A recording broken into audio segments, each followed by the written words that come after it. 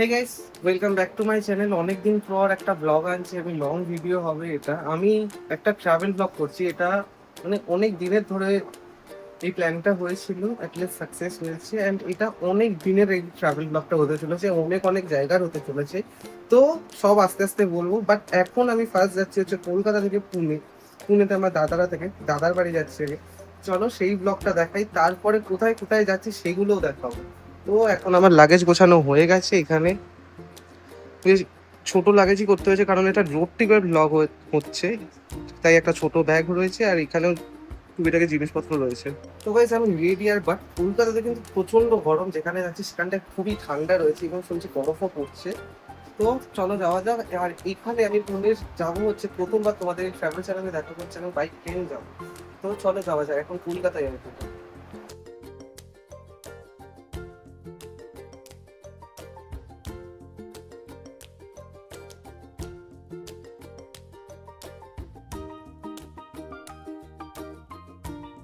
Guys এয়ারপোর্টে ঢুকে গেছি। আর রাত্রিবেলা বলে মেবি অনেক ফাঁকা লাগছে এয়ারপোর্টটা আজকে। আর আমাদের চেক ইন মানে এয়ার ইন্ডিয়াতে চেক ইন পোর্টালটা হচ্ছে কাউন্টারে। আমার অনেকটা হাঁটতে হবে ওই দিকটায়, ওইদিকে রয়েছে চলো যাওয়া যাক, চেক ইনটা করে নিই, তারপর বসি। বোর্ডিং পাস পেয়ে গেছি, আমায় দুটো বোর্ডিং পাস দিয়েছে। তার কারণ হচ্ছে এখান থেকে আমার প্রথমে দিল্লি যেতে হবে, আর দিল্লি থেকে কানেক্টিং ফ্লাইট হচ্ছে পুনে। তো চলো যাওয়া যাক। আগে এবার সিকিউরিটি চেকটা করে নিই।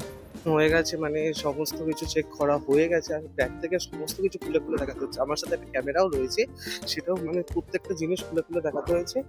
আমার এবার গেট নাম্বার 25 এর কাছে যাবো। এখন বাজে হচ্ছে 11টা, বাট আমার ফ্লাইট 12:30-তে রয়েছে।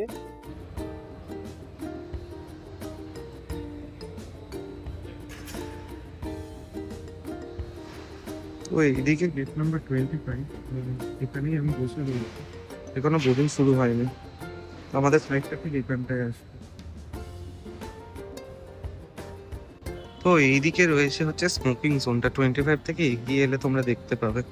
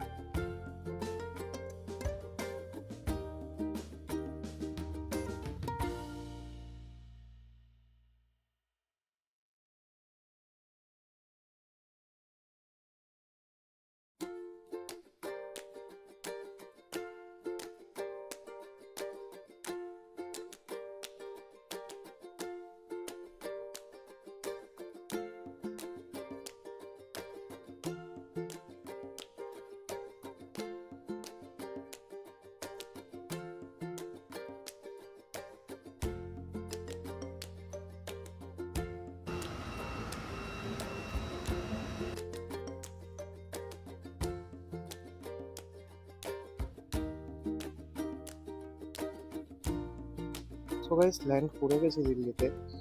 আর এখন আমার টার্মিনাল 3-তে যেতে হবে।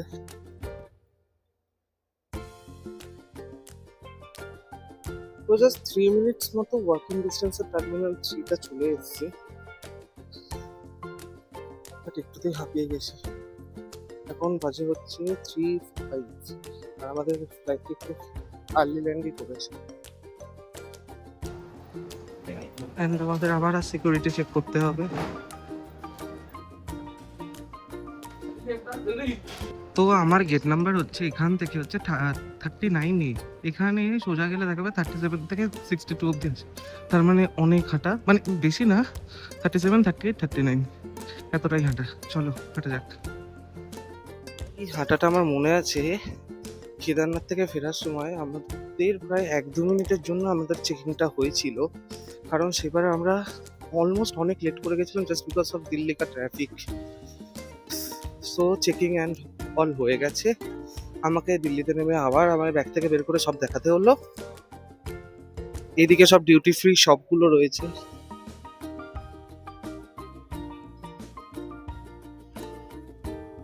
এই দিল্লি এয়ারপোর্টে অনেক হাঁটা, অনেক।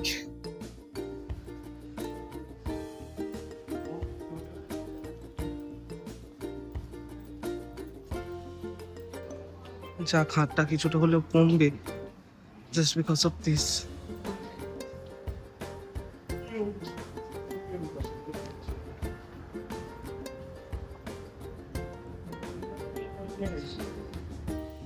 তো বোর্ডিং হয়ে গেছে, যাচ্ছি। এসব দেখে না আমার কেদারনাথ থেকে কলকাতা ফেরার কথাটা মনে পড়ছে। দিল্লি হয়ে ফিরেছিলাম, এই রাস্তাগুলো লিটারালি দৌড়েছিলাম আমরা। Namaste, congratulations. It's an 8-digit announcement for Mr. Amol. Mr. Amol Thakur. আমার মনে হচ্ছে বোর্ডিংটা অনেক লেট হয়েছে, কারণ আমি এখন একা, আমি লাস্ট।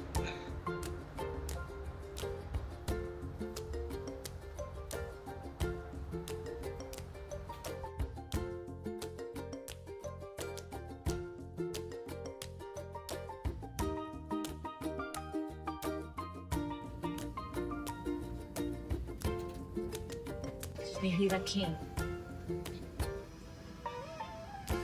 सुनिश्चित करें कि टेक ऑफ और लैंडिंग के दौरान आपकी कुर्सी सीधी हो, ट्रे टेबल बंद हो और विंडो शेड्स खुले हों। टेक ऑफ और लैंडिंग के दौरान लैपटॉप जैसे इलेक्ट्रॉनिक उपकरणों का उपयोग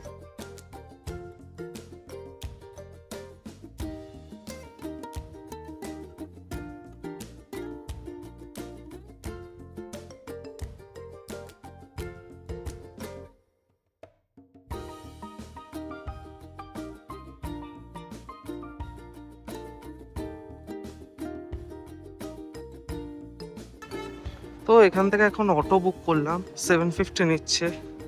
যাওয়া যাক দাদাদের সোসাইটিতে। এটা হচ্ছে পুনে এয়ারপোর্টটা, আর আমার অবস্থা পুরো টাইট। সেই কাল রাত্রি থেকে ফ্লাইটে করে তো অটো নিয়ে নিয়েছি।